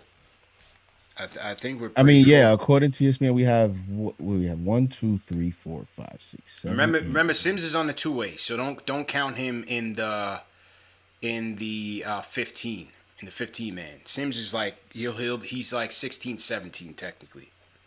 So and how about Luka? Luka's young. Luka's on, so he's part of the 15. Right, so you got Kemba. Yeah. Luka, Obi, that's 3. Rose, Mitch, 5. Randall, Quickly, 7. Nerlens Noel, 8. McBride, 9. Knox, 10. Grimes, 11. Taj, 12. Fournier, 13. Burks, 14. Barrett, 15. 15. So that's 15 without adding. That's 15 already, right? Yeah. And then I said Sims already has one spot of the extended roster. So Sims is on the two-way. You figure maybe the other Sims gets a two-way maybe. I figure Aaron Sims, say Sims or Walker get the other two-way maybe. Right? Yeah. And then you already counted Vildoza in that 15? Yep. Right. So Bacon is on the training camp roster. So he's 18. Rokas didn't sign a deal. He's stashed in Spain. They have his draft rights. Yep. So then if that's the case, then we have 2 more training camp spots open. Right, unless you factor in MJ Walker, who's 19. Yeah. Yeah, because I counted 15 without adding both Sims, and without adding Bacon. Sims, Bacon, Walker. That's 19. So you have 20. They have one more spot that they could offer up on a vet minimum deal for a training camp roster, but it's set. The roster's set. Yeah. So in other words, for Bacon to make the team, they either got to get rid of Knox or get rid of Knox. They're not getting rid of Vildoza. I don't think they're going to get rid of Vildoza based on the money that they paid him to come here. Nope, and you would have thought they would have gotten rid of him by now. Yeah, I don't think they're going to do that. There was plenty of opportunity to do that with some of these signings to create cap space. Yeah. And there was opportunity to do that. You know, the guy got hurt, and they still keeping him after summer league. He's still on the team. We talked about the money they spent with the fee to get him. I think they're going to give him a legitimate shot to at least stick on the roster here in preseason. Yeah. Yeah, so that the roster, I mean, the main roster is pretty much set. I think it's pretty much set. So I don't think Bacon will end up making it. But again, stranger things have happened. Knock on wood. You hope everything stays healthy. But I think just like Gilchrist, you sign these players because you like the player, right? Mm-hmm. There's something that you saw that you like, so you sign them now. And what you do is, it gives you an opportunity if something catastrophic happens, somebody gets hurt, one of your wing players gets hurt, then you already have somebody to kind of slide in there. Other than that, no. Yeah, I agree with you there. All right, JD, so we're going to close with the closer. We're going to give away the ball, the RJ Basketball Week. Hit 1,000 people in the chat. Hit that thumbs up button for you boys. We only got 531 likes. Let's get up to 1,000 before the show's over. CPJD here. We just had Puma from Black Ink Crew in the building. We had a special guest. We were breaking down the schedule, talking all-season talk. Great show. Let's close it out. J Boogie, what's happening, bro? Salute. Three capital S's. First thing first before I go any further. Can y'all hear me clear? Loud and clear, man. Always loud and clear. What's good, bro? Okay, I decided, call in on the house phone, you know what I'm saying, because I'm watching out for my sister on the other phone. I'm getting ready to ride up top and take care of my sister and lay her to rest Tuesday, so I'm on my way. I'll be giving you a call tomorrow. No problem. But shout out to everybody in the chat, man. Keep doing what you're doing, man. Love and appreciate every effort, every thought, every ear, every finger that type. Everything about y'all, man. Y'all are the ones that make up the podcasters, that make up the Knicks fans, and make up the rosters and everything. It's everybody that's in the chat, man. We love and appreciate you all. You know what I'm saying? Go left real quick. If you fantasy, you got a good looking book of the day. You can draft Barkley somewhere between 3 and 5 because you should be handcuffing Barkley. Yeah. Now you know you got a handcuff. That's the thing with me, J Boogie, man. That's the thing with me in fantasy. I'm never good at handcuffing the backups with the starters, man. I never get a chance to do that in fantasy, man. That's been my one weakness in fantasy football. My one weakness. Don't worry about it. Yeah. I'm a phone call away. I am a fantasy monster. Let's go. Yo, hey, when is your draft, bro? I forgot. When is your draft, man? Don't let me miss that, bro. Please. Oh, that's already gone. Everybody don't fill that up. It's over with. It's gone. Yo, J Boogie, my fault, man. You should have reminded me, bro. My fault, man. Man, don't even worry about it, man. But what I want to say real quick, it's almost time. And when I say it's almost time, all that off work you putting in, you trying to get your game up, work on this, work on that, you know what I'm saying, develop your game, it's almost time to show and prove that. It's almost time for you to get in the camp and show that off, you know what I'm saying? Mm-hmm. Because really right here what we got guys that's trying to take people jobs, and we got guys that's trying to keep their jobs. I love the competition that Leon Rose has put inside our 90 That's seconds. The thing we got, man. Y'all talking about you want to know we got 15, 16, 17. When was the last time we could say we had an 18? You know what I'm saying? Yeah. Half a 36, you know what I'm saying? Half a 72. Those are numbers that, you know what I'm saying, that accumulate and look good for what we got going on. I love the competition. Get in the gym. Get ready. Yeah, shirts and skins. You ain't got no jersey yet, so you in skins. Take somebody's jersey you want to get on the court. And if you got a jersey, you're trying to make sure somebody that's in skins. 60 seconds. We are completely deep. You know what I'm saying? You got Derrick Rose pushing Kimball. You got McBride pushing all three of them. You got RJ, you got Burks, you got Evan, we got all those scenarios around the 2 and the 3, you know what I'm saying? We are so deep. And then you got Obi, he pushing. You got the centers, we pushing, you know what I'm saying? And the coaching staffs, they pushing them. So I love the situation we in, man, you know what I'm saying? I can't wait for the camp to start. And yeah, they gave us our respect, gave us some games, you know what I'm saying? How we supposed to be rightfully on TV. You shouldn't have never took Christmas away from us. I don't care how bad we was playing. Ain't no Christmas better than New York City Christmas, the ice capades, the snowballs, you know what I'm saying? The fashion. You see the old ladies wearing the pea coats and hats and stuff. Ain't no city better than New York. So we back on Christmas Day, man. 10 Love it, seconds. appreciate it, man. But shout out to everybody, you know what I'm saying? Keep doing what you're doing, man. It's a beautiful day, a Sunday, a blessful day. Should have been family day. And don't be mad, oh, man, I got to go to work Monday. Be happy you got a job to get up and wake up and go to tomorrow, you know what I'm saying? So salute, salute, salute. 3 capital S's. I love y'all, man. Keep doing what you're doing. Protect yourself. That thing is still out here. And you know my routine, you know what I'm saying? Fathers, love your kids. Mothers, love your kids. Husbands, love your wives. And wives, love your husband. That's family. Shout out to my man, you know what I'm saying? Griselda. That's my young boy, you know what I'm saying? Right there. He coming up. He on the rise right there, you know what I'm saying? And you know, of course, I got the young Lloyd Banks, you know what I'm saying? And shout out to our baby girl. She's somewhere wondering room and flying in a hot jet. And shout out to my man Super Dave, man. Keep doing what you're doing, man. Salute, salute, salute. 3 capital S's. And he's out of here. Throw a 5 in the chat for Jay Boogie laying it down once again. Salute to Jay Boogie. Calling on the house phone, man. Sounded crystal clear, man. Sounded crystal clear. Let's go. Shout out to Ash. Ash is on her grind. She's on her Sports Illustrated grind. But she just hit me up tonight. She's ready to go for the season. Ready to go for the preseason. Hopefully these Knicks are ready to go, man. These Knicks are definitely ready to go. Great show tonight, JD. Let's give away the ball. Salute to the people. If you guys haven't already, man, as Jay Boogie said, make sure you go out and catch that Evan Fournier interview. The first interview, JD. The first one. Where did he go? He didn't go to the papers. He didn't go to ESPN. He came to speak directly to the people. He's a man of the people. And you know what the best part was that a lot of people got some insight into who he was, who he is as a player, how he approaches the game. You know, we gave him that. We gave him that. And that was big, man. I appreciate him for doing that.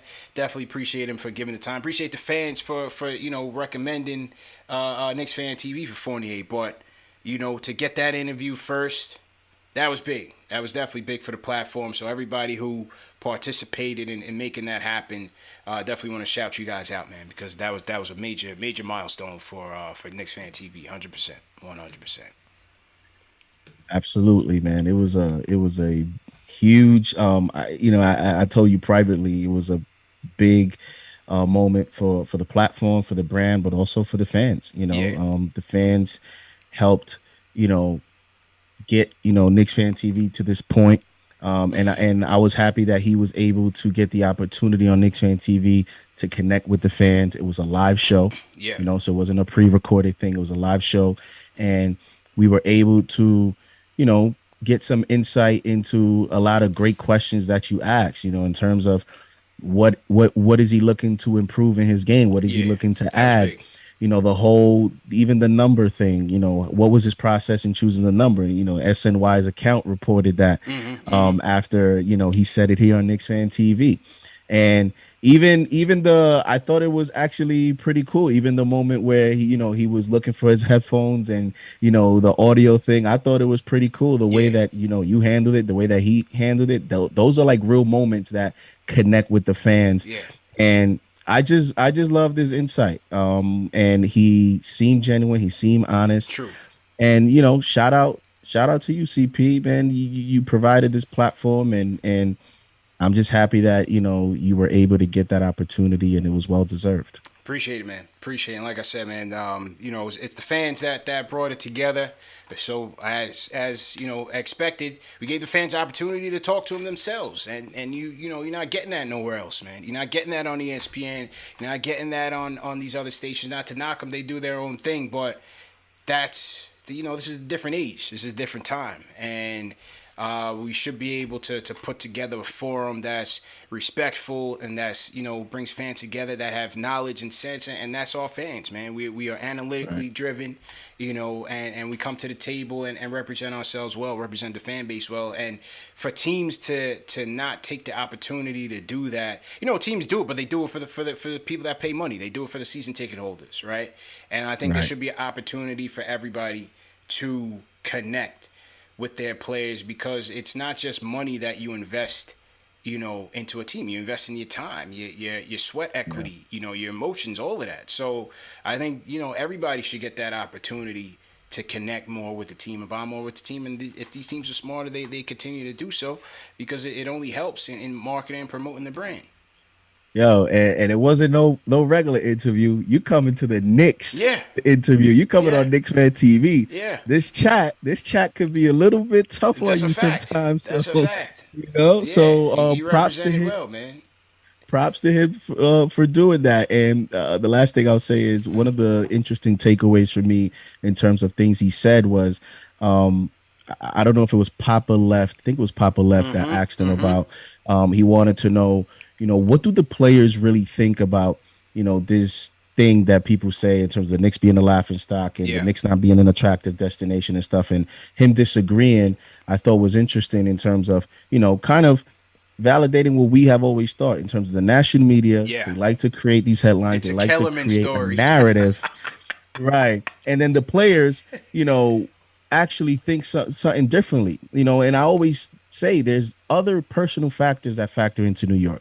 You have the taxes, you have the weather. This is a new generation, and it's basketball. Players want to be in positions to win. In this NBA, with technology and the media and endorsements, players can make money anywhere. Players want to be in situations where they're put in the best situations to succeed, to produce, and to win. And that's why now the Knicks are in that conversation. It's not only because of the New York market, it's because we actually are producing a product out there for everyone to see that is resulting in winning basketball. True. 100%. 100%. You hit the nail on the head. Definitely hit the nail on the head.